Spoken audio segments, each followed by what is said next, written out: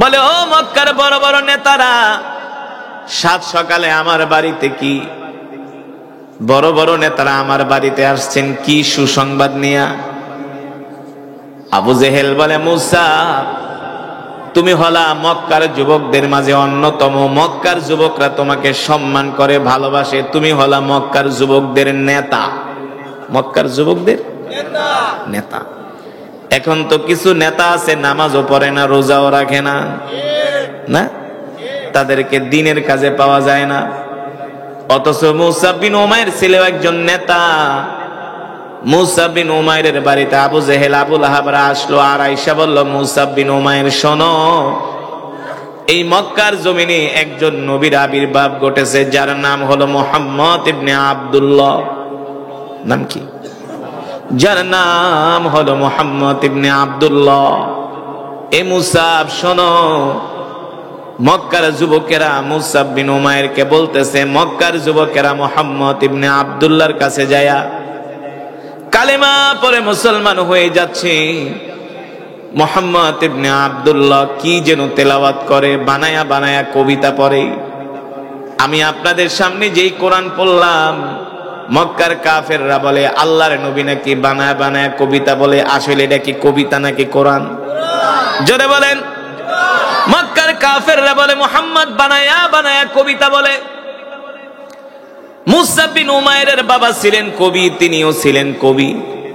আবু জেহেল আয়েশা বলতেছে, মুসআব, তুমি হলা আমাদের গর্বের ধন, আমরা তোমাকে আগামীতে বড় নেতা বানাবো। কিন্তু শোনো মুসআব, মক্কার সব যুবকরাও যদি মুহাম্মদের কোরআন শুনতে যায়, তুমি কিন্তু যাবা না। তুমি কিন্তু মুহাম্মদ বানায়া বানায়া কবিতা বলে। অথচ আল্লাহ তাআলা বলতেছেন, ওয়ামা আল্লামনাহু শি'রা ওয়ামা ইয়ানবাগি লাহু ইন হুয়া ইল্লা যিকরুন ওয়া কুরআনুম মুবিন। আল্লাহ রাব্বুল আলামিন বলতেছেন, এ মক্কার কাফেররা, তোমরা আমার হাবিবকে কবি বলো। আমার হাবিব কবি না। আমার হাবিবের পক্ষে বানায়া বানায়া কবিতা বলা শোভা পায় না। আমার হাবিব হলো নবী। জোরে বলেন সুবহানাল্লাহ। আমার হাবিব হলো নবী। আল্লাহু আকবার। আবু জেহেল এসে বলে, মুসআব বিন উমাইর, শোনো, তুমি কিন্তু মুহাম্মাদের কাছে যাইবা না, ভুলেও যাবা না তার কোরআন শুনতে, তার কবিতা শুনতে। শোনো, মুহাম্মদ এমন একজন যুবক, যারে দেখলে মক্কার মানুষ পাগল হয়ে যায়। বুঝেন নাই? মুহাম্মদকে দেখলে মক্কার যুবকরা পাগল হয়ে যায়, মক্কার বৃদ্ধরা পাগল হয়ে যায়, মক্কার নারী পুরুষ শিশুরা পর্যন্ত পাগল হয়ে যায়। কেন হবে না? আমার নবীর মতো এত সুন্দর করে আল্লাহ পৃথিবীতে কোনো মানুষকে বানায় না। পৃথিবীর যত সৌন্দর্য আল্লাহ তাআলা আমার নবীকে দান করছে, ঠিক কিনা বলেন? আল্লাহ তাআলা সেই নবীর কথা কোরআনের মধ্যে বলছেন, ওয়ামা আরসালনাকা ইল্লা রাহমাতাল লিল আলামিন। আল্লাহু আকবার। নবী, আপনি হলেন রহমত, আপনি হলেন বরকত। আমি আল্লাহ আপনাকে রহমত কইরা বরকত কইরা দুনিয়াতে পাঠাইছি। আল্লাহু আকবার। এ যুবককে গরু খাওয়া মুসলমান যুবকরা, এ রাসূলের সাহাবীরা আল্লাহর নবীর জন্য জীবন দিছে, ঠিক কিনা বলেন? যেই কোরআন আমি আপনাদের সামনে পড়ছি, এই কোরআনের জন্য জীবন দিছে রে যুবক। মুসআব বিন উমাইর, তিনি ছিলেন মূর্তি পূজক কাফের। মক্কার আবু জেহেল আয়েশা বলে, আবু লাহাব আসে, আয়েশা বলে, মুসআব, আগামীতে আমরা তোমাকে নেতা বানাবো। তুমি ভুলেও মুহাম্মদের কবিতা শোনার জন্য যাবা না, মুহাম্মদের ধারে কাছেও যাবা না। যদি মুহাম্মদের কাছে যাও, তাহলে তোমাকে মুহাম্মদ জাদু করে ফেলবে। কি করে ফেলবে? নবীর কি জাদু করা লাগে? নবী কি জাদুকর? তিনি তো নবী, তিনি তো রহমাতুল লিল আলামিন। নবীর চেহারা দেখেই তো মক্কার কাফেররা পাগল হয়ে যায়, ঠিক কিনা বলেন? এবার আবু জেহেলদের কথা শোনার পরে মুসআব বিন উমাইর বলে, আবু জেহেল, আপনাদের কথা কি হয়েছে? বলে হ্যাঁ। তাহলে আজকের মতো যান, গেট আউট, যান। আমি একজন শিক্ষিত যুবক, আমাকে এত বুঝাইতে হবে না, আমি ভালো মন্দ বুঝি। বুঝেন না? শিক্ষিত মানুষের মর্যাদাই আলাদা। এই কারণে কবি বলে, শিক্ষিত মূর্খ বন্ধুর চেয়ে শিক্ষিত শত্রুও ভালো। মূর্খ বন্ধুর চেয়ে শিক্ষিত শত্রু, মূর্খ বন্ধুর চেয়ে শিক্ষিত শত্রু ভালো। কারণ মূর্খ মানুষ আপনাকে জায়গা বুঝবো না, একটা কথা বইলা দিব, মানুষের সামনে লজ্জা দিবে, কোনো কুণ্ঠাবোধ করবে না, ঠিক কিনা বলেন? সে ভাববেও না, কারণ তার সেই শিক্ষা তো। মুসা বিন উমাইর বলে, আবু জেহেল জান জান জান, এত কিছু আমাকে বোঝানো লাগবে না, আমি শিক্ষিত যুবক। এবার আবু জেহেলরা চলে আসছে মুসা বিন উমাইরের বাড়ি থেকে। মুসা বিন উমাইর মনে মনে ভাবে, এতদিন পর্যন্ত আবু জেহেলরা আইসা আমাকে শুধু বলল মোহাম্মদ কবি, মোহাম্মদ জাদুকর। নাউজুবিল্লাহ বলেন। মোহাম্মদ তিনি হলেন গণক, আরে আমিও তো একজন কবি, কবি তো কবিকে চিনে না, কবি তো কবির কবিতা শুনলে বোঝে। যেমন আমি একজন হাফেজে কোরআন, আমি একজন হাফেজের তেলাওয়াত শুনলে বুঝবো এটা ভালো হাফেজ নাকি খারাপ হাফেজ, তার তেলাওয়াত সহি নাকি সহি না, বুঝবো না? আমি একজন কারি সাহেব, আমি একজন মানুষের তেলাওয়াত শুনলে বুঝতে পারবো তার তেলাওয়াত সহি নাকি অশুদ্ধ। কথা বলে না? যে যেই বিষয়ে অভিজ্ঞ যোগ্যতা সম্পন্ন, সে সেই বিষয়ে ভালো করে জাজমেন্ট করতে পারে, বিচার করতে পারে, ঠিক কিনা বলেন? মুসা বিন উমাইর বলে, আবু জেহেল তোমরা বললা মুহাম্মদ হলো একজন কবি, তিনি হলেন একজন গণক, তিনি হলেন একজন জাদুকর, বলেন নাউজুবিল্লাহ। ঠিক আছে, যখন আবু জেহেলরা চলে গেছে, মুসা বিন উমাইর মনে মনে ভাবে, একদিন আমি মোহাম্মদকে যাই নিজের চোখে দেখবো আসলে মোহাম্মদ কি বানায়া বানায়া কবিতা বলে কিনা, বুঝেন না? একদিন আমি নিজের চোখে মোহাম্মদকে দেখবো মোহাম্মদ নিজে নিজে বানায়া বানায়া কবিতা বলে কিনা। মুসা বিন উমাইর বলেন, আমি একদিন সন্ধ্যার সময়, ঘুটঘুটে অন্ধকার হলো, ঘুটঘুটে অন্ধকার, কারণ দিনের বেলা যদি যায় মক্কার মানুষগুলো জেনে ফেলবে, ঠিক কিনা বলেন? মক্কার সরদার, মক্কার নেতা মুসা বিন উমাইর আল্লাহর নবীর কোরআন শুনতে যায়। মুসা বিন উমাইর বলে, আমি একদিন সন্ধ্যার সময় বের হলাম অন্ধকারের মধ্যে, যখন অন্ধকার হয়ে গেল আমি আল্লাহর নবী মুহাম্মদ সাল্লাল্লাহু আলাইহি সাল্লামকে দেখতে গেলাম, দেখি তিনি কি করেন। আমি দেখি আল্লাহর পয়গম্বর মুহাম্মদ সাল্লাল্লাহু আলাইহি সাল্লাম বাইতুল্লাহর পাশে একটা পাহাড় আছে যার নাম হলো জাবালে আবু কোবাইস। নাম কি? জাবালে আবু কোবাইস। ওই পাহাড়ের নিচে বসে আল্লাহর নবী কোরআন পড়ে আর সাহাবীদেরকে কোরআনের বাণী শোনায়। সুবহানাল্লাহ বলেন। ওই পাহাড়ের নিচে বসে আল্লাহর নবী কোরআন পড়ে আর সাহাবীদেরকে কোরআন শোনায়, কোরআনের নসিহত করে আল্লাহর নবী। আল্লাহ তাআলা সেই কথাই কোরআনের মধ্যে বলছেন, ইন্না আনজালনা ইলাইকা যিকরা লিতুবাইয়িনা লিন-নাস। নবী গো, আমি আল্লাহ আপনার উপর যেই কোরআন নাজিল করেছি, এই কোরআন আমি মানুষের জন্য বয়ান করার জন্য, ওয়াজ করার জন্য নাজিল করছি, বলেন সুবহানাল্লাহ। তার মানে আপনাদের সামনে আমি যে ওয়াজ করতেছি, এই ওয়াজ 2 দিন ধরে, 1 বছর, 10 বছর, 20 বছর, 50 বছর, 100 বছর ধরে শুরু হয় নাই। আল্লাহ তাআলা প্রত্যেকটা নবীকে বক্তা বানায়া দুনিয়াতে পাঠাইছে। প্রত্যেকটা নবী ছিলেন ওয়াইজ, প্রত্যেকটা নবী ছিলেন বক্তা, ঠিক কিনা বলেন? আল্লাহ তাআলা কোরআনুল কারীমের মধ্যে সে কথাই বলছেন, ইন্না আনজালনা ইলাইকা যিকরা লিতুবাইয়িনা লিন-নাস। নবী গো, আমি আল্লাহ আপনাকে যে কোরআন দিছি, এই কোরআন দিয়ে আপনি মক্কার মানুষদেরকে বয়ান করেন। কি করেন? বয়ান করেন, ওয়াজ করেন, ঠিক কিনা বলেন? আল্লাহ তাআলা যে কোরআন আল্লাহর নবীকে দিয়েছেন, এই কোরআন দিয়ে আল্লাহর নবী মক্কার মানুষদেরকে কোরআন পড়ে শোনান, ওয়াজ করে শোনান, বয়ান করে শোনান। মুসা বিন উমাইর বলে, আমি একদিন সন্ধ্যার সময় গেলাম, যে দেখি আল্লাহর নবী মুহাম্মদ সাল্লাল্লাহু আলাইহি সাল্লাম সাহাবীদেরকে কোরআন শোনাইতেছে। একদিন নবীর তেলাওয়াত শোনার পরে আমি তার জন্য প্রথম দিনই পাগল হয়ে গেলাম। আমি নিজেও একজন কবি, মনে মনে ভাবতেছি আবু জেহেলরা এসে বলেছে মুহাম্মদ হলো একজন কবি, কিন্তু আমি তার কোরআন তেলাওয়াত শুনা আমি বুঝতে পারলাম মুহাম্মদ কবি না, তিনি হলেন একজন নবী। মুসা বিন উমাইর বলে, আমি প্রথম যেই দিন মুহাম্মাদের কোরআন তেলাওয়াত শুনে আসলাম, আল্লাহর পয়গম্বরের কোরআন তেলাওয়াত শুনে আসলাম, তারপরের দিন থেকে আমি আর রাত্রে ঘুমাইতে পারি না। শুধু আমার কানের মধ্যে আল্লাহর পয়গম্বরের তেলাওয়াত বাজে। সুবহানাল্লাহ বলবেন না? আল্লাহর পয়গম্বরের তেলাওয়াত বাজে আমার কানের মধ্যে। মুসা বিন উমাইর বলে আমি ওই রাতে ঘুমাইতে পারলাম না, আবার দ্বিতীয় দিন গেলাম আল্লাহর নবীর কোরআন শোনার জন্য। কততম দিন? দ্বিতীয় দিন। মক্কার কাফেররা আয়েশা বলছিল, মুসা তুমি ভুলেও মুহাম্মদের কাছে যাইবা না, সে বানায়া বানায়া কবিতা বলে। মুসা বিন উমাইর বলে আল্লাহি রব্বিল কাবা, রবের কাবার কসম খায়া বলি, আল্লাহর পয়গম্বর মুহাম্মদ সাল্লাল্লাহু আলাইহি সাল্লাম যেটা তেলাওয়াত করে এটা মানুষের কোনো বানানো কবিতা না, এটা হলো আল্লাহর কালাম। মুসা বিন উমাইর বলে আমি নিজেও তো কবি, যদি মুহাম্মদ বানায়া বানায়া কবিতা পড়তো তাহলে তো আমি ধরতে পারতাম, কিন্তু মুহাম্মদের কোরআন শোনার পরে আমি তার জন্য পাগল হয়ে যাই। আল্লাহু আকবার।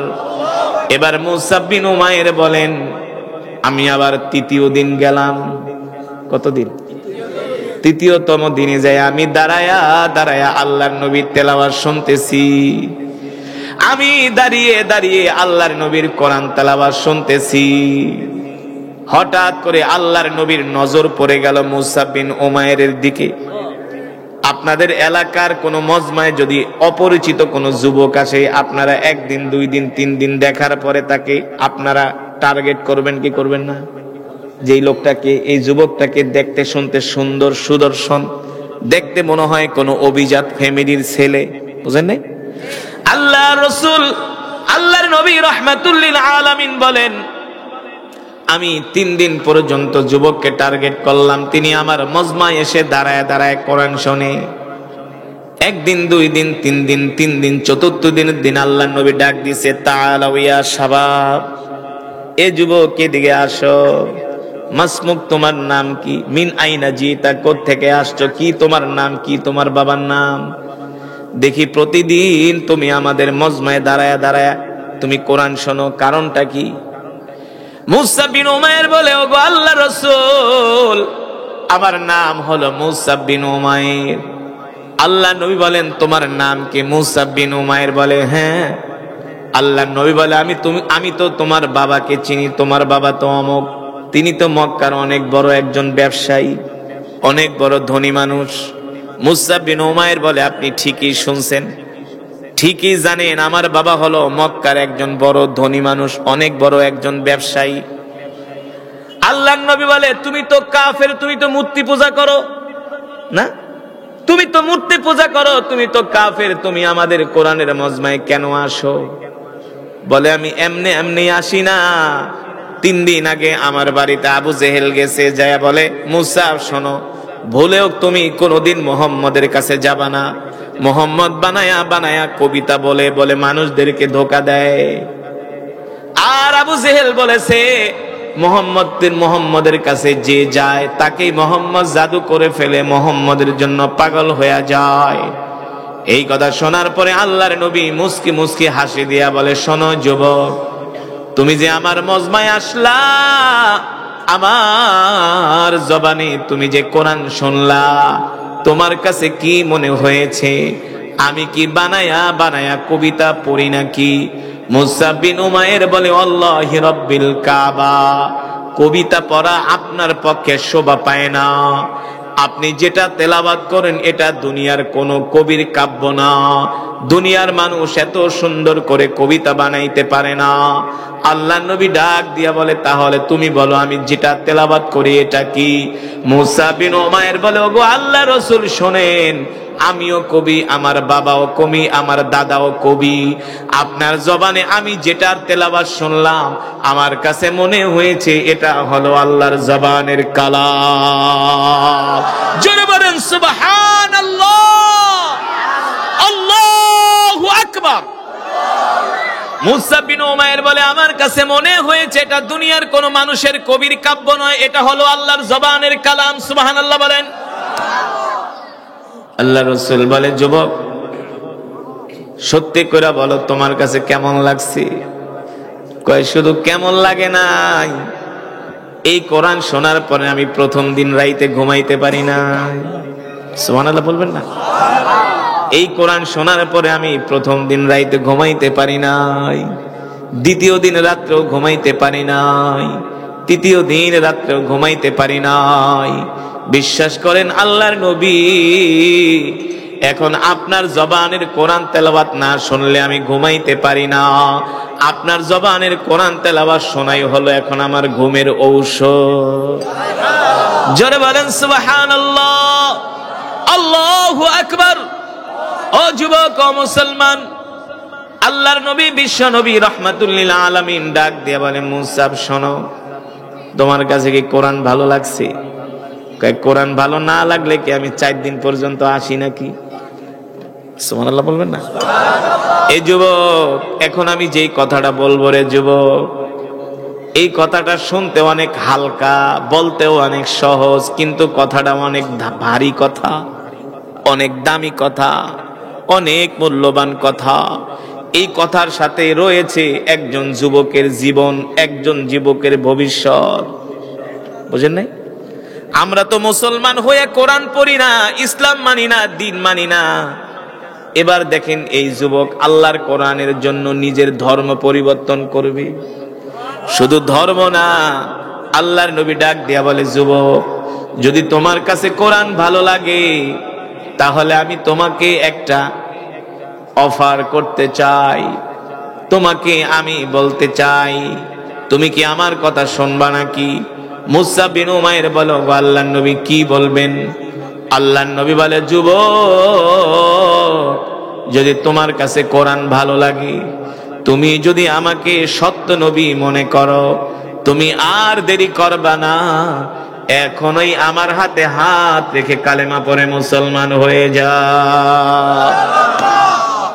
আল্লাহর নবী বলতেছেন, যুবক, যদি তোমার কাছে কোরআন ভালো লাগে আর দেরি করবা না, এখনই আমার হাতে হাত রেখে কালেমা পড়ে মুসলমান হয়ে যাও।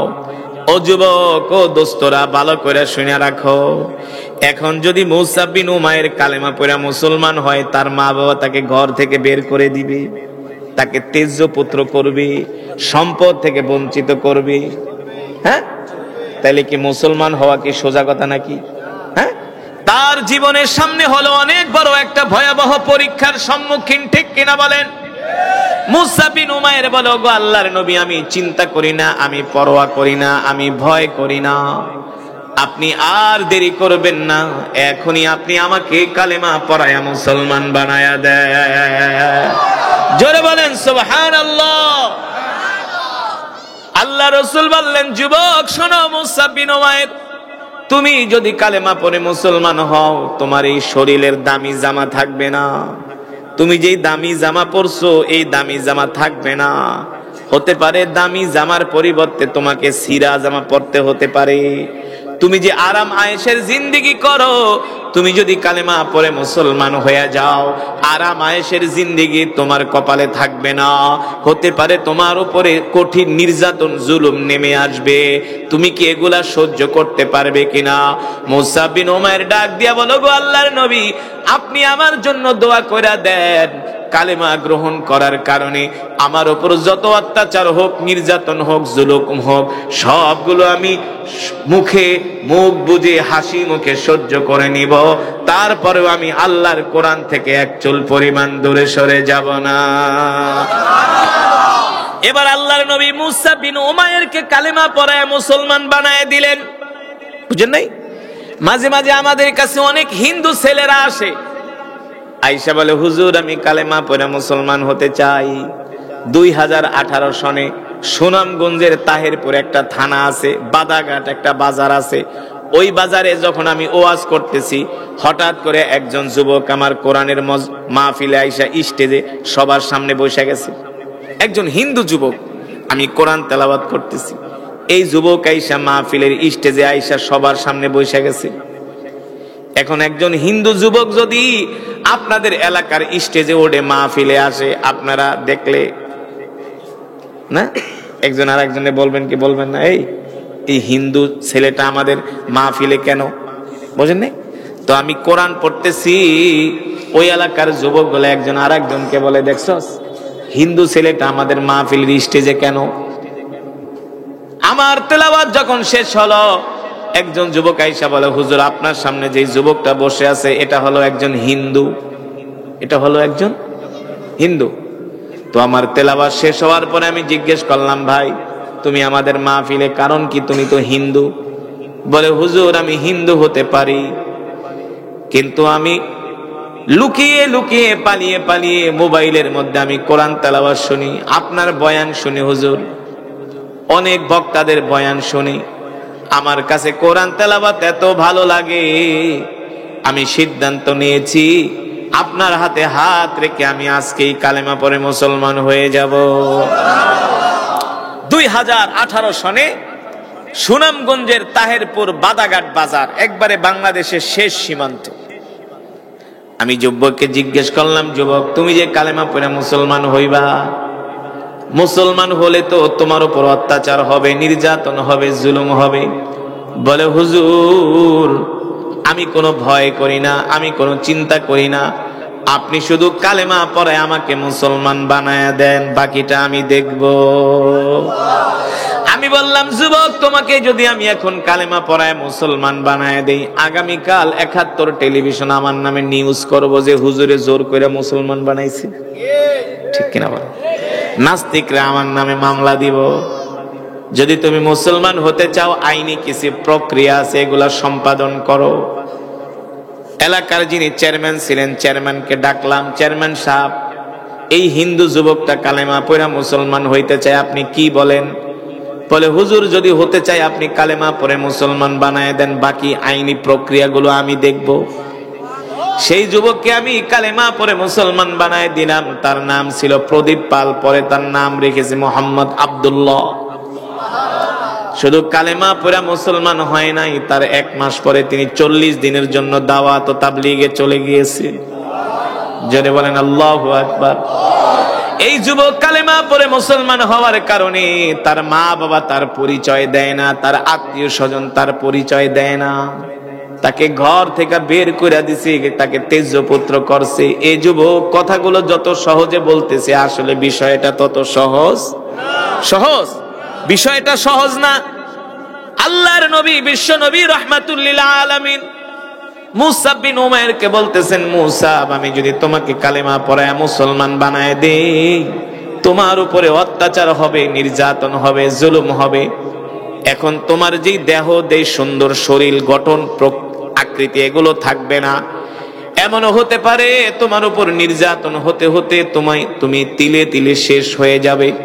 মুসা বিন উমাইর বলে, গো আল্লাহর নবী, যতই কষ্ট হোক, আমার যতই ইমানি পরীক্ষা দিতে হোক না কেন, আমি ভয় করি না, আপনি আমাকে এখনই কালেমা পড়ায় মুসলমান বানায়া দেন। আল্লাহ নবী, বিশ্ব নবী রাহমাতুল লিল আলামিন মুসা বিন উমাইরকে কালেমা পড়ায় মুসলমান বানায় দিলেন। সুবহানাল্লাহ বলেন, আরো জোরে বলেন আল্লাহু আকবার। এবার মুসা বিন উমাইর কালেমা পড়া মুসলমান হওয়ার পরে এবার কি বলে শোনেন। নবীজি আপনি আমাকে দোয়া করে দেন, আমি যে কালেমা পড়ে মুসলমান হয়েছি এই কথা আমি গোপন রাখবো না, আমি আমার গোত্রের কাছে, কওমের কাছে যায় বলে দিব। সাহাবায়ে কেরাম বলে, ও মুসা, তুমি যদি কালেমা পড়ে মুসলমান হয়েছো, এই কথা যদি তুমি তোমার গোত্রের কাছে বলো, তোমার উপর অত্যাচার হবে, জুলুম হবে, নির্যাতন হবে। মুসা বিন উমাইর বলে, ওগো আল্লাহর নবী, ওরা যদি মিথ্যা ধর্ম পালন করতে পারে, আমি কেন সত্য ধর্ম পালন করতে পারবো না? জোরে বলেন সুবহানাল্লাহ। ইমানের পাওয়ার কাকে বলে না?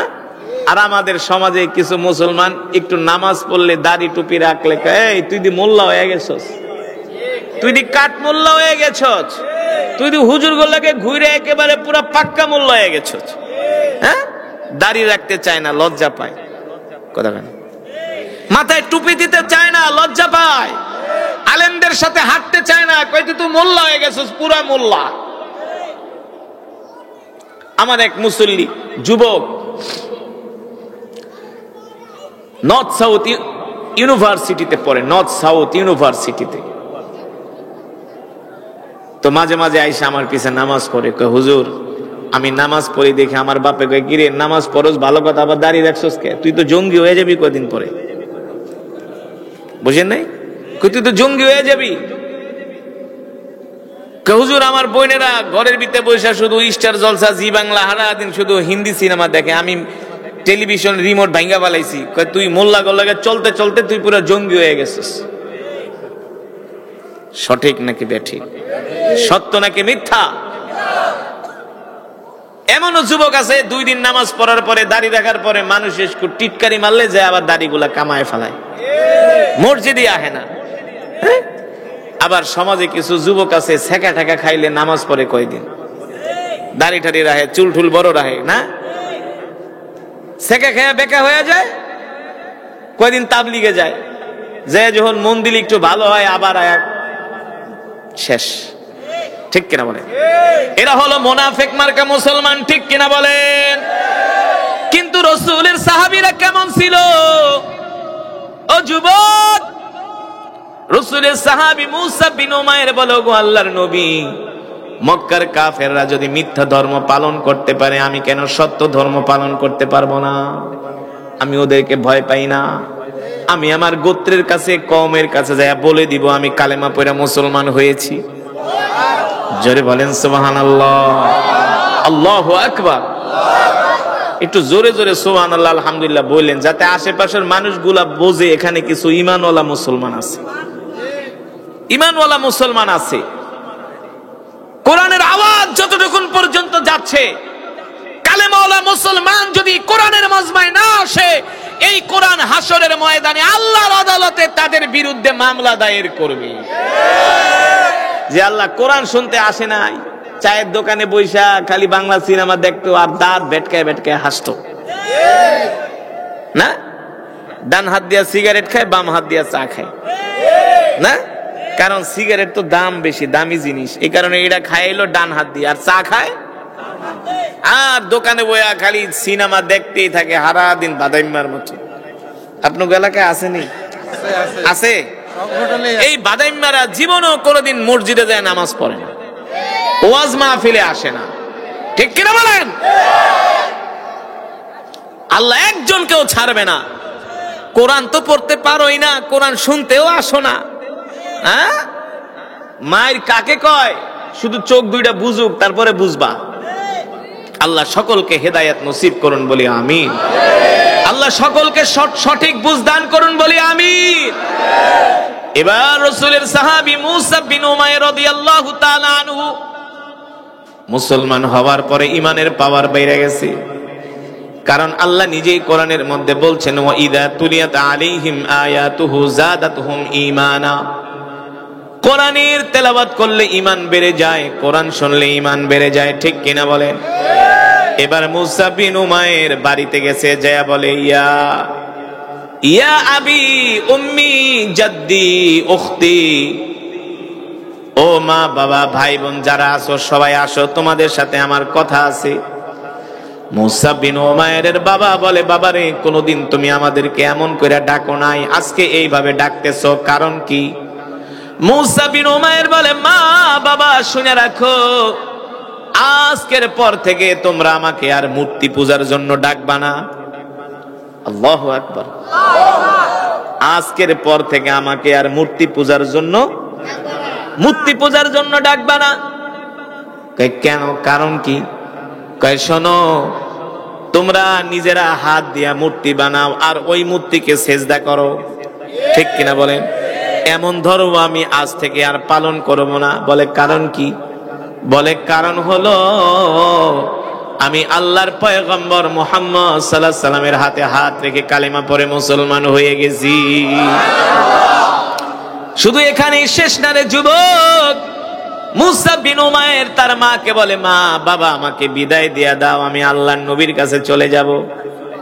মুসা বিন উমাইরের মার বাবা ডাক দিয়া বলে, সন্তান রে, ছোটবেলা থেকে তোকে কত কষ্ট করে লালন পালন করছি, এই পর্যন্ত বড় করছি, তুই যে আমাদেরকে রাইখা মুহাম্মাদের কাছে চলে যাবি, আমাদের জন্য কি তোর মায়া লাগবে না?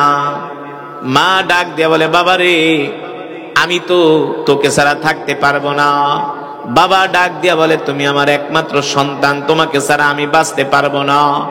মুসা বিন উমাইর রাদিয়াল্লাহু তাআলা আনহু বলে, মা বাবা শুনে রাখো, তোমরা যেমন আমাকে ছাড়া বাঁচতে পারবা না, আমিও আল্লাহর নবীকে ছাড়া বাঁচতে পারবো না। আমাকে বিদায় দিয়া দাও, আমি আল্লাহর নবীর কাছে চলে যাব। মুসা বিন উমাইর আত্মীয় স্বজন কয়, না না না, মুহাম্মাদের কাছে তোমাকে যেতে দেওয়া যাবে না, তোমাকে ঘরের ভিতরে আমরা বেঁধে রাখবো। এবার দুইটা শিকল আনা হলো। এ যুবক, আমি আগেই বলছি কথাগুলো অনেক সহজ, কিন্তু বাস্তবে শুধু কঠিন না। হাতের ভিতরে জ্বলন্ত আগুনের কয়লা নিলে যত কঠিন, তার চেয়েও আরো বেশি কঠিন, ঠিক কিনা বলেন? এবার দেখেন, মুসা বিন উমাইরের দুই হাত তারা শিকল দিয়া বাঁধলেন, দুই পা শিকল দিয়া বাঁধলেন, বেঁধে তারা ঘরের খুঁটির সাথে তালা মেরে রাখছি। তাই আর কোনদিন তোরে মুহাম্মদের কাছে যেতে দিব না।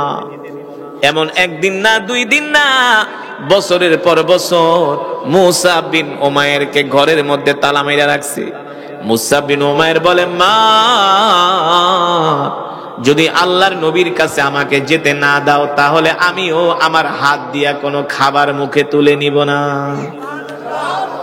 মুসা বিন উমাইরকে প্লেট ভর্তি ভর্তি খাবার দেয়। এতটুকুন পরিমাণ মুসা বিন উমাইর খায়, যতটুকুন খাইলে মোটামুটি জীবনটা বাঁচে, নালে তো মরে যাবে, বুঝেন নাই? আত্মহত্যাও তো করা যাবে না, আত্মহত্যা করা ইসলামে গুনাহ, মহাপাপ, ঠিক কিনা বলেন? এবার মুসা বিন উমাইর, আপনি প্রতিদিন খান 2 প্লেট ভাত, সেই জায়গায় যদি আধা প্লেট খান, আস্তে আস্তে আপনার চেহারার অবস্থা কেমন হবে? শুকায়া কাঠ হয়ে যাবে, ঠিক কিনা বলেন? ঠিক মুসা বিন উমাইরের অবস্থাও এমন। না খেতে খেতে, অল্প খেতে খেতে মুসা বিন উমাইর শুকায়া কাঠ হয়ে গেছে। একদিন মুসা বিন উমাইরের মা দেখেন মুসা বিন উমাইর ঘরের খুঁটির সাথে হেলান দিয়া তার চোখ দিয়া পানি পড়তেছে। মুসা বিন উমাইরের মা মনে করেছিল হয়তোবা সন্তান তার ভুলের জন্য, কৃতকর্মের জন্য অনুতপ্ত হয়ে কান্না করতেছে। মুসা বিন উমাইরের মা ডাক দিয়া বলে, সন্তান কাঁদো কেন? তুমি কি তোমার মার জন্য কাঁদো? তুমি কি তোমার বাবার জন্য কাঁদো? তুমি কি তোমার ভুল স্বীকার করে, অনুতপ্ত স্বীকার করে তুমি কি কান্না করো? মুসা বিন উমাইর বলে, মা, ওয়াল্লাহি রাব্বিল কাবা, রবের কাবার কসম খায়া বলি, আমি আমার মায়ের জন্য কাঁদি না, বাবার জন্য কাঁদি না, আমি কাঁদি আল্লাহর রাসূলের জন্য, আমি কাঁদি আল্লাহর নবীর জন্য। কোন দিন আমি আল্লাহর নবীর কাছে যাব? আল্লাহু আকবার। মুসা বিন উমাইর মা বলে, যদি তোমাকে ছেড়ে দেই, এতদিন যে কষ্ট করছো, বলে সব কষ্ট ভুলে যাব। এখন মুসা বিন উমাইরের মা বলে, শুধু শুধু সন্তানটাকে এইভাবে ঘরের ভিতরে শিকল দিয়া বাইন্ধা রাখলে কোনো লাভ? সন্তান শেষ হয়ে যাবে। কোনো মাই চায় না তার সন্তান তিলে তিলে শেষ হয়ে যাক, ঠিক কিনা বলেন? এবার মুসা বিন উমাইরের মা তার শিকল খুলে দিলেন, তালা খুলে দিলেন। এবার মুসা বিন উমাইর তার মাকে জড়ায় ধরে বলে, মা, আমাকে বিদায় দিয়া দাও, আমাকে বিদায় দিয়া দাও মা। তুমি আমাকে 10 মাস 10 দিন গর্ভে ধারণ করে লালন করছো মা, তুমি আমাকে ভালোবাসো, আমিও তোমাকে ভালোবাসি, আল্লাহর কসম করে বলি, কিন্তু নবীর চেয়ে ভালোবাসি না। এই কথা বলে মুসা বিন উমাইর রাদিয়াল্লাহু তাআলা আনহু দৌড়ে আল্লাহ রাসূলের কাছে গেলেন। আল্লাহ নবী দেখা মুসা বিন উমাইরকে কান্না কইরা দিছে, কারণ আগের সেই চেহারা নাই, শরীর নাই, শুকায়া কাঠ হয়ে গেছে, শরীরের হাড্ডি গুলো জেগে গেছে। আল্লাহ নবী ডাক দিয়া বলে, এ মুসা, তোমার এই অবস্থা কেন? মুসা বিন উমাইর বলে, ওগো আল্লাহর নবী, আপনি না বলেছিলেন কালেমা গ্রহণ করলে, ইসলাম ধর্ম গ্রহণ করলে আমার উপরে নির্যাতন নেমে আসবে। নবী গো, দেখেন আমার মা বাবা আমাকে ঘরের মধ্যে শিকল দিয়ে আটকায় রাখছি, দেখেন শিকল দিয়ে আটকায় রাখতে রাখতে আমার শরীরের মধ্যে দাগ পড়ে গেছে, আমি না খেতে খেতে আমার শরীর শুকায় গেছে।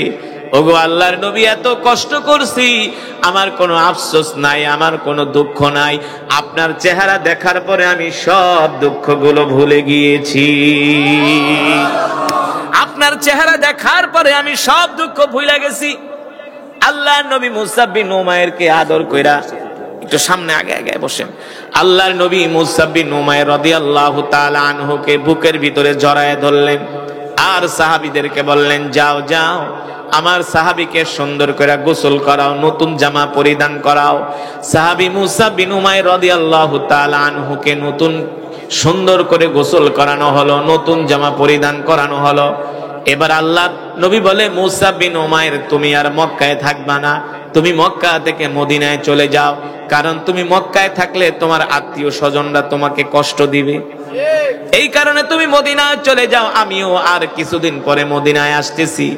রাসূলের সাহাবী হিজরত করে মক্কা থেকে মদিনায় চলে গেলেন।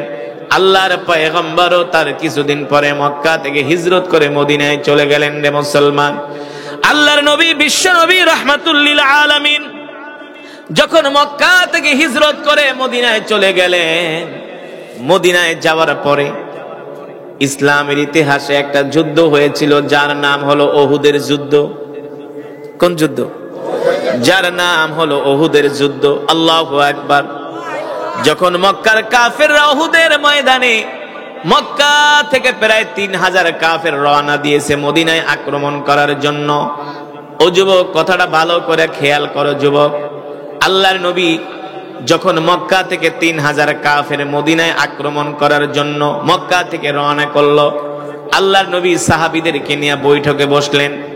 আর যুবক সাহাবীদের কাছে আল্লাহর নবী মতামত চাইলেন, শোনো, মক্কার কাফেররা মদিনায় হামলা করবে, এই হামলা আমরা কিভাবে প্রতিহত করব? যুবকদের হইল রক্ত গরম। যুবকদের কি? যুবকরা বলে, গো আল্লাহর নবী, আমরা মক্কার কাফেরদের সাথে খালি মাঠে যায় তাদের সাথে আমরা যুদ্ধ করব, খোলা ময়দানে যুদ্ধ করব। সুবহানাল্লাহ বলবেন না? যুবকরা বলে, আমরা খালি মাঠে যায় মক্কার কাফেরদের সাথে লড়াই করব। আর মুরব্বীদের কাছে জিজ্ঞেস করলেন, আপনারা মতামত দেন কিভাবে যুদ্ধ করবেন? মুরব্বীদের হলো ঠান্ডা মতামত, বুঝেন নাই? আর যুবকদের হলো গরম, ধর মার, সারা যাইব না, ঠিক কিনা বলেন? আর মুরব্বীরা কয়, না, একটু বস, আগে চিন্তা কর। আল্লাহ নবী বার মুরব্বী সাহাবীদেরকে জিজ্ঞেস করলেন কিভাবে যুদ্ধ করা যায়। মুরব্বীরা বলো, গো আল্লাহর নবী, আমাদের মতামত হলো আমরা মদিনার বাইরে যায়া যুদ্ধ করব না, আমরা মদিনার ভিতরে থাইকা যুদ্ধ করব। আমরা আমাদের ঘরের ছাদে, বিল্ডিং এর ছাদে আমরা তীর আর ধনুক নিয়ে দাঁড়ায় থাকবো। মক্কার কাফেররা যখন মদিনার শহরে ঢুকতে পড়বে তখন আমরা তীর দিয়া উপর থেকে ওদের উপরে হামলা করব। কিন্তু যুবক সাহাবীরা কয়, না না না, মদিনার শহরে বসে আমরা যুদ্ধ করব না, আমরা খোলা মাঠে যাইয়া মক্কার কাফেরদেরকে শায়েস্তা করব। জোরে বলেন সুবহানাল্লাহ। এই জায়গায় আল্লাহর নবী যুবক সাহাবীদের মতামতকে আল্লাহর নবী প্রাধান্য দিয়েছেন। এই যুবক, তোমাদের মতামতকে আল্লাহর রাসূল প্রাধান্য দিয়েছেন। আল্লাহর রাসূল যুবকদেরকে বেশি ভালোবাসেন। যুবকরা নামাজ পড়লে আল্লাহর নবী যত খুশি হন, যুবকরা গাঁজা খাইলে তার চাইতে বেশি কষ্ট পায়, ঠিক কিনা বলেন? তবে বাংলাদেশে গাঁজাখোর যুবকের সংখ্যা কিন্তু কম। হ্যাঁ, বেশি? আফসোস, গাঁজাখোর যুবকের সংখ্যাই বেশি, ঠিক কিনা বলেন? নামাজি যুবকের সংখ্যা কম। এই যুবক, মুসআব বিন উমাইর তোমাদের মতো একজন যুবক ছিল না? তোমার আর কি চেহারা! সমাজের কিছু যুবক আছে, চুলের এমনে কাটে, অমনে কাটে, আবার টিকটক করে। আছে কি আছে না? এমন যুবক আছে কি আছে না? আপনাদের এলাকায় আছে? দেখবেন বাইক চালায় আউলা বাউলা কইরা, হ্যাঁ, মনে হয় গাঞ্জা খায়া বাইক চালাইতে আছে। আবার দেখবেন কিছু যুবক আছে হাফ প্যান্ট পরে ঘুরে। এটা হলো একটা বুইরা পাঠা। তোর বয়স হয়ে গেছে 30 বছর, তুই হাফ প্যান্ট পরে কেমনে ঘুরুস? ওরে ঝাড়ু দিয়ে পিটান দরকার। হ্যাঁ, হাফ প্যান্ট পরা এগুলো কোন মুসলমানের সংস্কৃতি নয়, এগুলো হলো ইহুদি খ্রিস্টানদের সংস্কৃতি, ওদের কালচার। মুসলমান যুবক কখনো হাফ প্যান্ট পরতে পারে না। যে মুসলমান যুবক হয়ে হাফ প্যান্ট পরে ওই হলো একটা কুলাঙ্গার, কুলাঙ্গার, কুলাঙ্গার, ঠিক কিনা বলে? ওই রাসূলের উম্মত দেই না? বাপ লয় হাফ প্যান্ট পরে। বেটা তোর দাদায় পরছে ফুল প্যান্ট আর তুই পরস হাফ প্যান্ট। 2 দিনের বই রাখি বাতে রেখস অন্য। আছে কি আছে না? এমন ফটকা যুবক আছে কি আছে না? আপনাদের এলাকায় আছে? আছে? আল্লাহ ওদেরকে হেদায়েত নসিব করুন। কষ্ট পাইতেছেন, খারাপ লাগতেছে?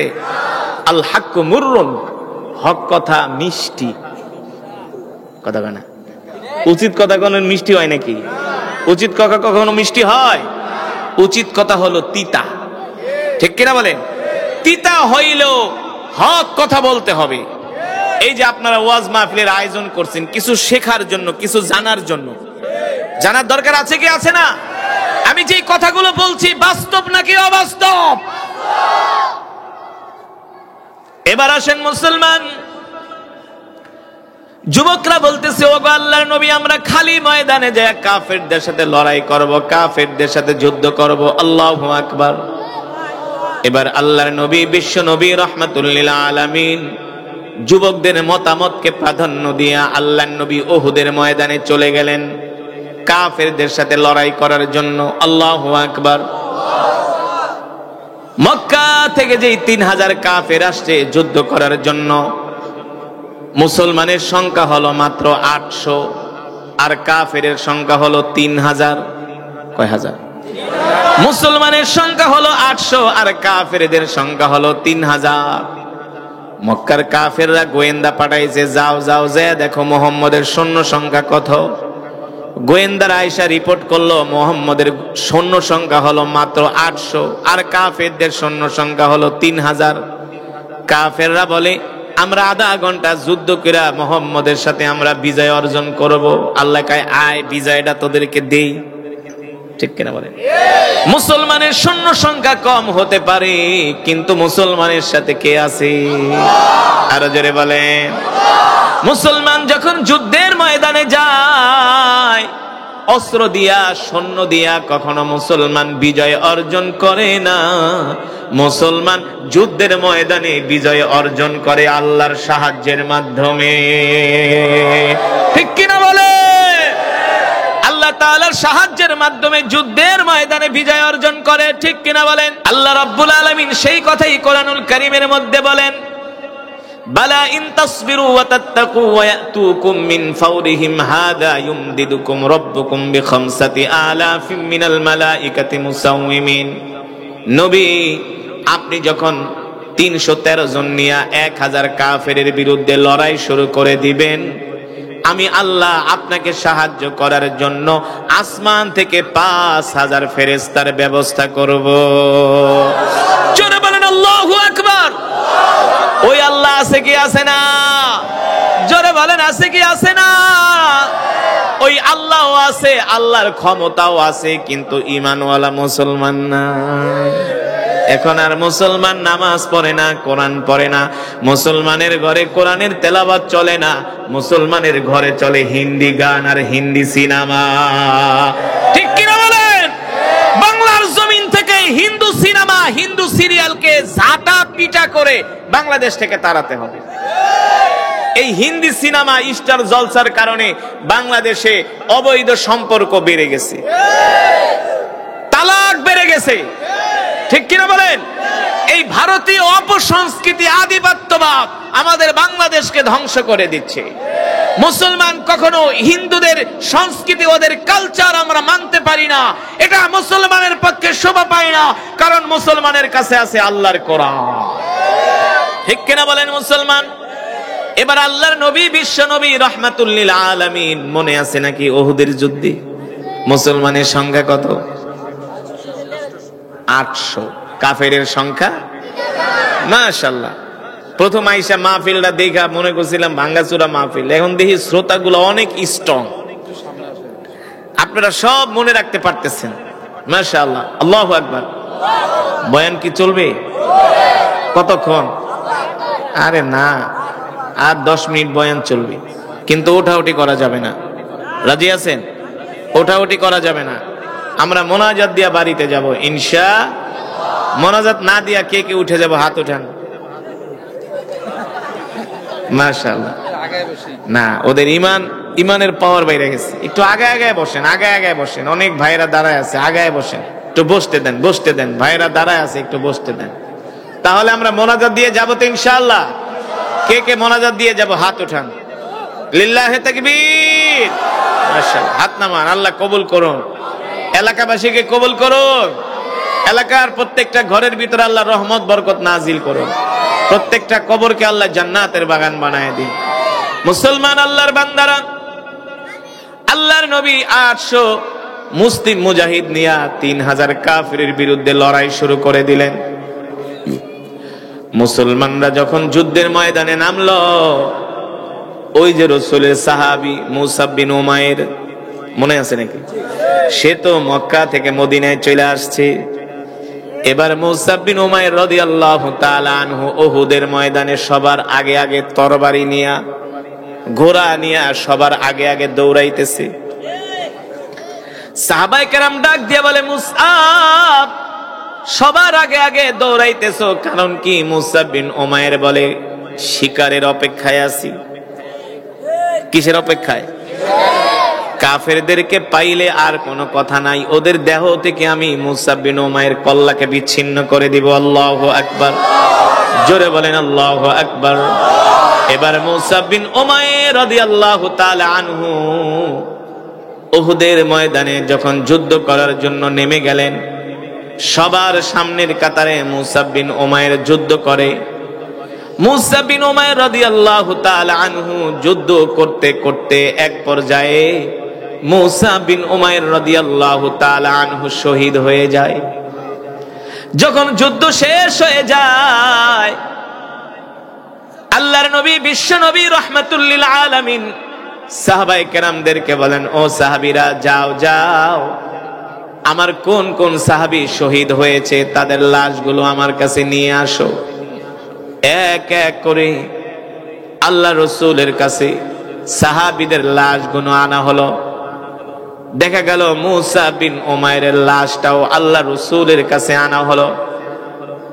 এবার আল্লাহর নবী বিশ্ব নবী রাহমাতুল লিল আলামিন মুসাব বিন উমাইর যে শহীদ হয়ে গেছে, মুসাব বিন উমাইরের লাশটা আল্লাহ রাসূলের কাছে আনা হলো। আল্লাহ রাসূল মুসাব বিন উমাইর রাদিয়াল্লাহু তাআলা আনহুর মাথাটা আল্লাহ রাসূলের কোলের ভিতরে রাখলেন।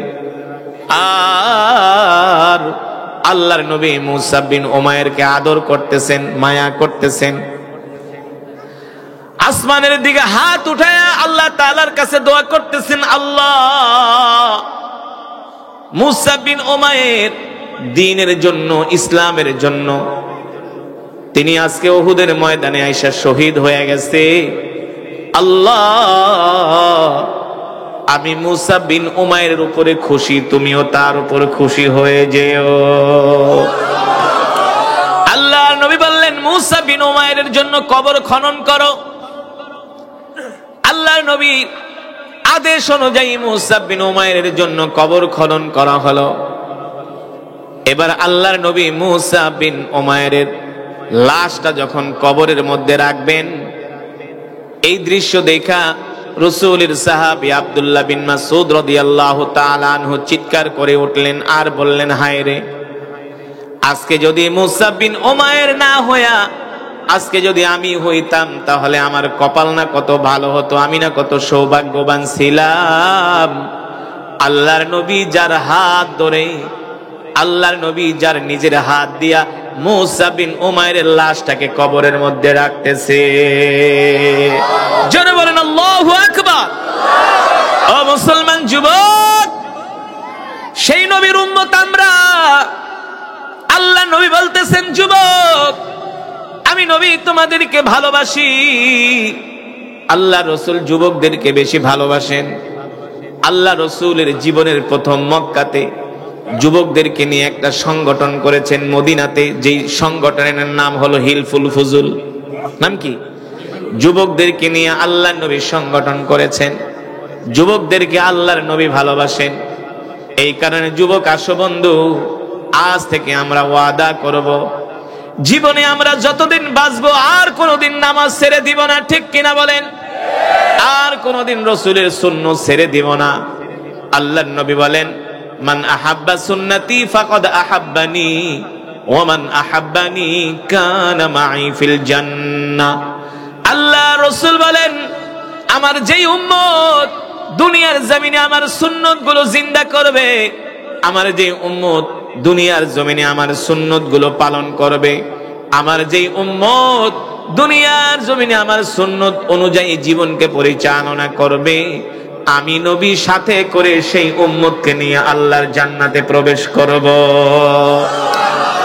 আল্লাহর রাসূলের সুন্নত কি আমাদের জানার দরকার আছে কি আছে না? জোরে বলেন।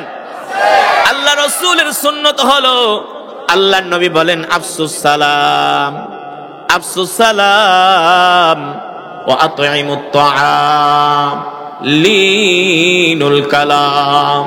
আল্লাহর নবী বলেন আমার সুন্নত হলো এক মুসলমান আর এক মুসলমানকে সালাম দিবে। এক মুসলমান, আজকে আমাদের সমাজের মধ্যে সালাম নাই, আমরা সালাম দেই না। আবার কিছু মানুষ আছে, কিছু টাকা পয়সা হয়ে গেলে সালাম দিলে আর উত্তর নেয় না। না, কিছু মালিক আছে, কর্মচারী সালাম দিলে সালামের উত্তর নেয় না। কিছু মুসলমান আছে, গরিব মানুষ সালাম দিলে সালামের উত্তর নেয় না। সালাম দিবেন আসসালামু আলাইকুম, ইশারা কর, ভাব দেখায়, ভাব না, একটু টাকা পয়সা হইছে গরম দেখায়, সালামের উত্তর নিতে চায় না। ঠিক কিনা বলেন? সালাম দিবেন, সুন্দর করে বলবে ওয়ালাইকুম আসসালাম, কয় না, না কয় আসসালামু আলাইকুম, ওয়ালাইকুম না। এমন মুসলমান আছে কি আছে না? না না না, যখন সালাম দিবে তখন সালামের উত্তর নিতে হবে ওয়ালাইকুম আসসালাম ওয়া রাহমাতুল্লাহি ওয়া বারাকাতুহু। ঠিক কিনা বলে?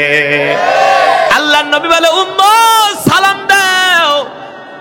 সন্তান বাবাকে সালাম দিবে না, সন্তান বাবাকে সালাম দিবে, বাবাও সন্তানকে সালাম দিবে, স্বামী স্ত্রীকে সালাম দিবে, স্ত্রীও স্বামীকে সালাম দিবে। বুঝেন না? আজকে আমরা স্ত্রীতে সালাম দিব তো দূরের কথা, ফোন দিয়া কয় এই ফোন ধরস না কা, কথা কেনা। আমি মালয়েশিয়াতে গেছি প্রোগ্রাম করার জন্য। এখন এক যুবক এসে কয় হুজুর আমার কপাল পুড়ে গেছে। কি কয়? আমার কপাল পুড়ে গেছে। আমি কই তোর কপাল তো ঠিকই আছে। কয় না হুজুর পুড়ে গেছে। কয় কেন? কয় হুজুর এত কষ্ট করে আইসা বিদেশ করি, বাড়িতে ফোন দিলে স্ত্রী আমার কথা শোনে না, আমার সাথে খারাপ ব্যবহার করে।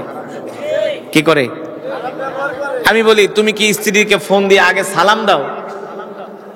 হুজুর একটা কথা বলেন, স্ত্রীর আবার সালাম দেব না? আমার একটা প্রেস্টিজ আছে না, কেন ওরে সালাম দেব কেন? ওরে আমি বিয়ে করে আনছি, ওই আমার স্ত্রী, ওরে আমি কেন সালাম দিব? তা কি কও? আমি ফোন দিয়ে বলে এই কেমন আছোস? আমি আস্তাগফিরুল্লাহ, এটা কোনো ব্যবহার? এটা কোনো ব্যবহার?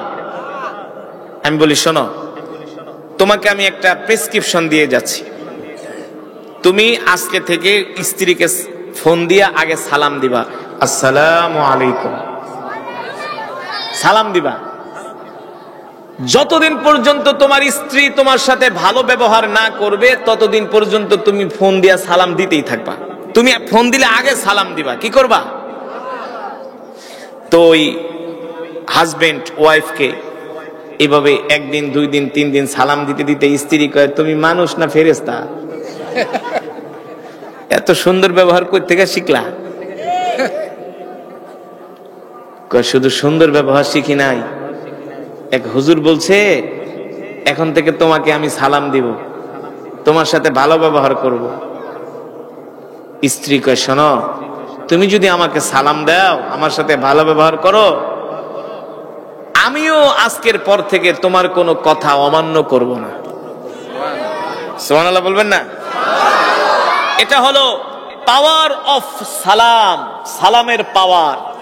মিয়া সালামের যে কি পাওয়ার এটা নিজেরাও জানেন না। আপনার সবচেয়ে বড় শত্রু, ওকেও যদি আপনি একদিন, দুই দিন, তিন দিন, চার দিন সালাম দেন, এই শত্রু আপনার বন্ধুতে পরিণত হবে।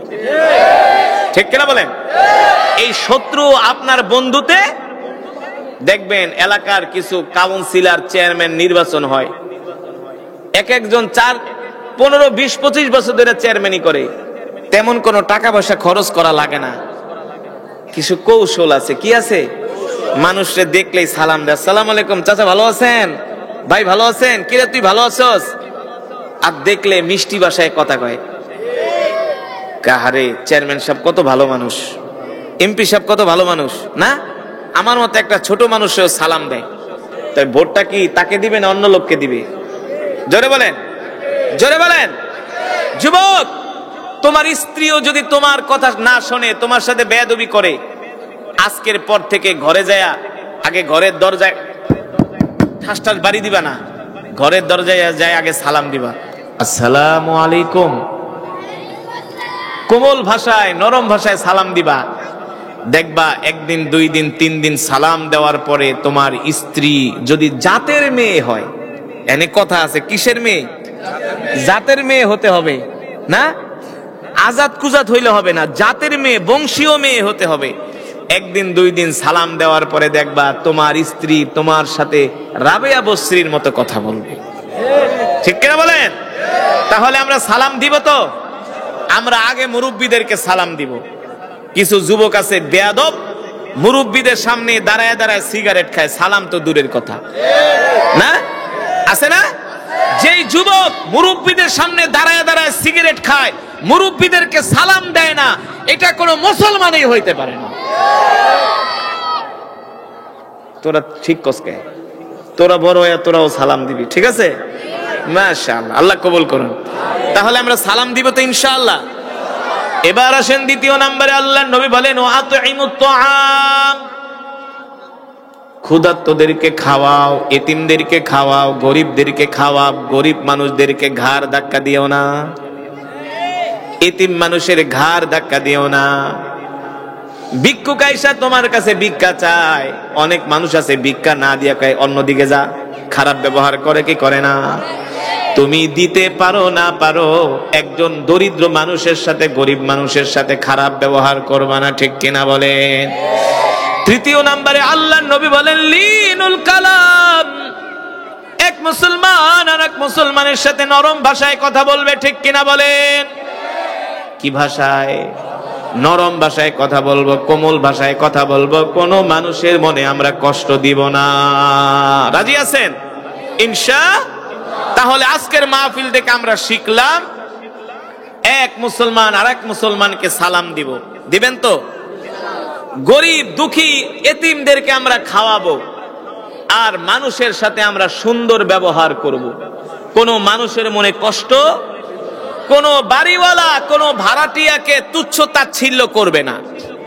কিছু ছোট লোক বাড়িওয়ালা আছে, ছোট লোক ভাড়াটিয়াকে মানুষই মনে করে না, গরু ছাগল মনে করে। হ্যাঁ, তাই বলে মনে করেন না যে হুজুর আপনি কি ভাড়াটিয়া? না, আমরাও বাড়িওয়ালা ঢাকা শহরের, কিন্তু আমরা ভাড়াটিয়াকে নিজের আপন ফ্যামিলির মতো মনে করি। ভাড়াটিয়াকে যখন বাড়ি ভাড়া দেই তখন বলি শোনেন, এই বাড়িটা বানাইছি আমি, কিন্তু বাড়ির মালিক আপনি। এখন আপনার বাড়িতে আপনি কিভাবে থাকবেন আপনি নিজে ভালো বোঝেন। এই কথা যখন আপনি একজন ভাড়াটিয়াকে বলবেন, তার হৃদয়টা অনেক বড় হয়ে যাবে, ঠিক কিনা বলেন? তখন দেখবেন আপনার ওই ভাড়াটিয়া ওই বাড়িকে নিজের বাড়ি মনে করবে। আর কিছু বাড়িওয়ালা আছে আয়শা ভাড়াটিয়ার সাথে খারাপ ব্যবহার করে। আয়শা জুতা গনে, জুতা কয়জন থাকে না থাকে, কয়জন বাইরে না বাইরে, এমন ছোট লোক আছে কি আছে না? আমার কথা হইলে স্পষ্ট, আমি এমন ওয়াজ করি যে ওয়াজে একবারে ওয়াশ হয়ে যায়। ওয়াজ শুনলেন যদি পরিবর্তন না হয় তাহলে এই ওয়াজ শুনে কোনো লাভ আছে? আমি যে বললাম লিনুল কালাম, এটা আমার কথা না, আল্লাহ রাসূলের হাদিস। আমরা মানুষের সাথে নরম ভাষায় কথা বলবো, মানুষকে কষ্ট দিব না ইনশাআল্লাহ। মানুষের সাথে আমরা ইনসাফ করব ইনশাআল্লাহ। আল্লাহ তাআলা আমাদের তৌফিক দান করুন। তাহলে আজকের পর থেকে আমরা এক মুসলমান আর এক মুসলমানকে সালাম দিব, গরিব মানুষদেরকে খাওয়াবো, মুসলমান মুসলমানের সাথে সুন্দর আচরণ করব, আর 5 ওয়াক্ত নামাজ পড়ব। কয় ওয়াক্ত নামাজ? কয় ওয়াক্ত? 3 ওয়াক্ত, 4 ওয়াক্ত, কয় ওয়াক্ত? ফজরের নামাজ বাদ দিয়া, এশারের নামাজ বাদ দিয়া কয় ওয়াক্ত পড়তে হবে ইনশাআল্লাহ। কে কে 5 ওয়াক্ত নামাজ পড়বেন হাত উঠে আল্লাহকে দেখান। লিল্লাহি তাকবীর, বলেন আল্লাহ, আরো জোরে বলুন আল্লাহ। ওয়াদা করলাম আর কোনদিন নামাজ ছেড়ে দিব না। আল্লাহ আমাদের কবুল করে নেন। হাত নামান, নামাজ পড়বেন তো? এই মাহফিল করার উদ্দেশ্য হলো আপনারা যাতে নামাজি হয়ে যান, আপনারা যাতে দিনদার হয়ে যান, আপনারা যাতে আল্লাহওয়ালা হয়ে যান, ঠিক কিনা বলেন? আগামী বছর এই মাহফিলটা হোক, আপনারা চান? চান? কে কে চান আগামী বছর এই মাহফিল হোক? আপনারা চান? মাশাআল্লাহ। চাইলে বক্তা দাওয়াত দিয়া ঘরের ভিতরে বয়া থাকবেন, চার দোকানে বয়া চা খাইবেন। আমি যখন মাহফিলে আসছি, আইসা দেখি 20 জন মানুষও নাই। আমি কি ব্যাপার কি, ব্যাপার কি? এখন দেখি না, এই আচরণ করবেন না। ওয়াজ মাহফিল যখন এলাকায় দিবে, প্রত্যেকটা মুসলমানের ইমানি দায়িত্ব হলো ওয়াজ মাহফিলে আইসা কোরআন শোনা, কোরআনের আলোচনা শোনা, ঠিক কিনা বলেন? এতে করে আল্লাহ তাআলার পক্ষ থেকে রহমত নাজিল হয়, বরকত নাজিল হয়, ঠিক কিনা বলেন? তাহলে আগামী বছর ওয়াজ করলে আপনারা মাগরিবের সময় আইসা প্যান্ডেল ভইরা ফেলাইবেন ইনশাআল্লাহ। আল্লাহ তাআলা সকলের নেক হায়াত দান করুন, আল্লাহ তাআলা সকলকে সুস্থ রাখুন, এলাকাবাসীর উপর রহম করুন, যুব সমাজদেরকে আল্লাহ তাআলা কবুল করুন বলি আমিন। যেই সাহাবী মুসাব বিন উমাইরের আলোচনা করলাম, প্রত্যেকটা যুবককে আল্লাহ তাআলা মুসাব বিন উমাইরের মতো ঈমানি শক্তি দান করুন বলি আমিন। দুরূদ শরীফ পড়েন, আল্লাহুম্মা সাল্লি আলা মুহাম্মাদ ওয়া আলা আলি মুহাম্মাদ কামা সাল্লাইতা আলা ইব্রাহিম ওয়া আলা আলি ইব্রাহিম ইন্নাকা হামিদুম মাজিদ। বসেন, মোনাজাত না দিয়া যান কেন? দোয়া করবেন, আগে দোয়া। মিয়া যুব সমাজের উদ্যোগে মাহফিল, কুসুমবাগ এবং উত্তর বিশ্ব যুব সমাজের উদ্যোগে মাহফিল, এদের জন্য একটু কাজ করে। হ্যাঁ, যুবকদের জন্য দোয়া করবো মানে এরা মাহফিলের জন্য অনেক পরিশ্রম করছে। এলাকার নাম কুসুমবাগ, কুসুমবাগ উত্তর বিশ্ব এবং